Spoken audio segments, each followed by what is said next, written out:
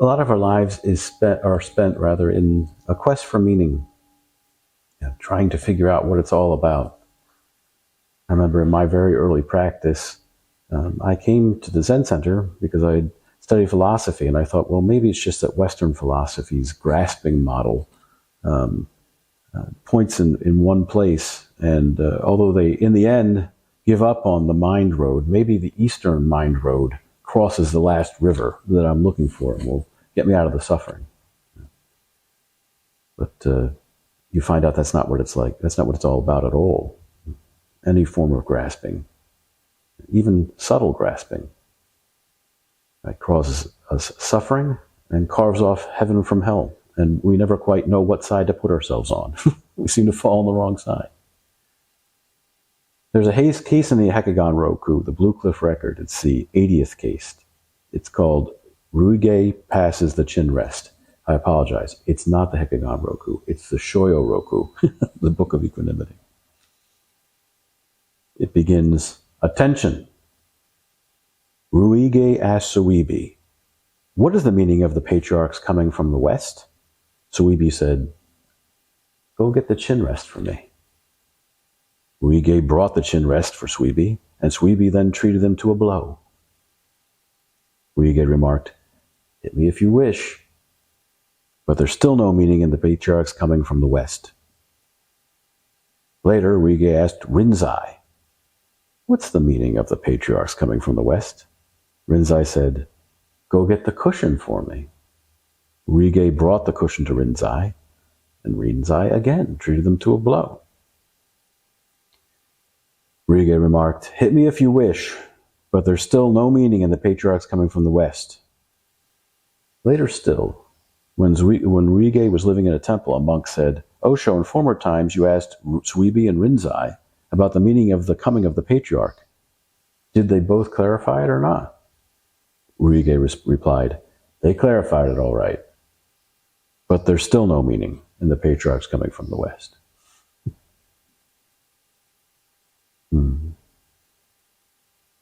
Our life is laid before us whether we can reason it out or not, and often these koans are too. When we're practicing with great simplicity and with great wonder, there's a certain amount of spontaneity comes to the fore that isn't possible when we're clinging to some sort of idea about what it is. But reality is difficult. So we search for explanations. We ask, why? What does it mean? When? Ryuge is full of questions. We could say he's full of questions, but in a way he's almost more full of answers than questions. He asks Suibi, what is the meaning of the patriarchs coming from the West? Suibi says, go get the chin rest. Could you folks see what was coming? Right? Why couldn't Ryuge at that point, right?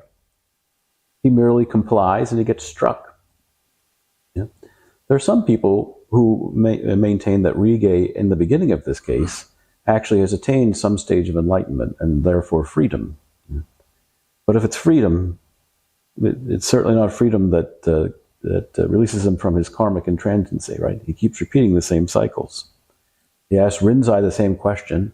Anyone who knows Rinzai even vaguely knows what Rinzai's methods are like, right? So he asks for the cushion. Again, doesn't take much for us having, if you had any questions about it the first time, you certainly have any the second, right? Another blow. And Ryuge responds from the position of saying, hit me if you wish, but there's still no meaning.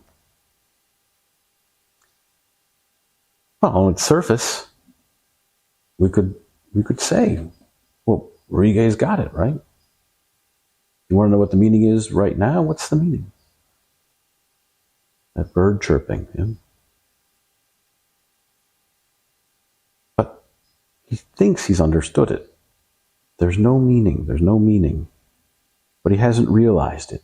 He's clinging to this no meaning as the new meaning. Yeah? Some of us are inclined, once we've sat with Mu, right, we treat it like a slogan instead of a gate. If you don't recognize that Mu is to be experienced, then you've missed the whole point. Later on, a monk asks him if Suibi and Rinzai clarified the Dharma or not. And Ryuge replies, they clarified it all right. Yeah. Sometimes that's what it is, right? He argues there still is no meaning in the patriarchs coming from the West. I would argue that that right there is Ryuge having his toe in the door. They clarified it all right. We can tell now what he's responding to. He's being playful and spontaneous with it. But earlier he thinks he's passed through the gateless gate. He's just standing at the threshold, though. Yeah. He's congratulating himself on having named the void. And that's not what our practice is. No meaning isn't a conclusion. It's not a belief. It's not something you figure out. It's something that cracks you open. Something that shatters this very notion of who you think you are. In the backstory to this, Ryuge actually did a lot of traveling, right? And he went to other teachers, and he would complain, I've been here for over a month, and I've heard no Dharma. One teacher responded, so what? He wasn't sure about that. Finally, he goes to Tozan, asks Tozan, and Tozan says, are you accusing me of something? That last one, Tozan's mirror, was what finally reached him, and he actually wound up staying with Tozan and later awakening. Not because he heard new teachings, because he fundamentally let go of the he that he was clinging to.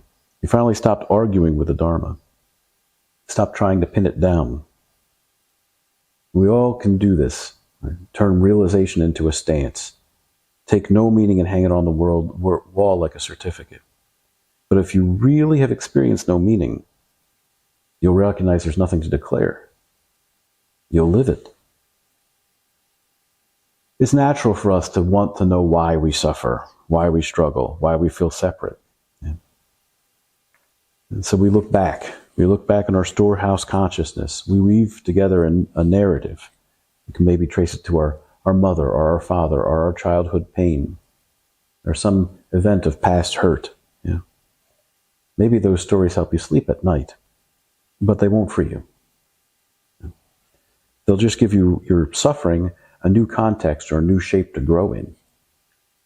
And you'll eventually recognize that even that expanded space you have for maneuvering, right, is still a prison. So you can't really blame Ryuge for seeking. You can't blame him for questioning. But you've got to make sure you don't mistake the echo for the voice. When you can do that, you can recognize what your life is, yeah, and completely and honestly live it. The patriarchs coming from the West, not something to be explained. What got you on the path today, right, is not something for us to go back and try to address or try to figure out causality. Right now, in this very body, in this very breath, is where you find all the answers. Yeah. Nothing is hidden. Yeah. So, when you think you have the answer, or when you think there's no answer, actually look very carefully. I think you'll find the meaning, and you'll find the answer if you just look past the grasping mind that wants to neatly encapsulate it. This isn't something that you can nourish yourself with if you take it and you try to make a facsimile of it. You can't draw a picture of a strawberry and eat it. Yeah. There's a preface to this case, so usually you would go through those first. I'm doing it after. It says, a great sound is rarely heard. A great vessel matures slowly. In the hurly-burly of 100 chatterings, he plays the fool, patiently letting time pass for thousands of years. Tell me, what kind of person is this? What kind of person is that? Yeah. When you recognize the boundlessness of this present moment, when you stop trying to understand, then all of the answers come to you. Sometimes they'll come in the stinging blow of a chin rest. Yeah. Or maybe in your child's falling and scraping their knee. But more often than not, we find it when we're not looking for it. Let that question burn. Let it stew. You go ahead and chase it around. But eventually when the mind gives up, you yourself will disappear in the question. Yeah. And then you can play the fool and just patiently let time pass.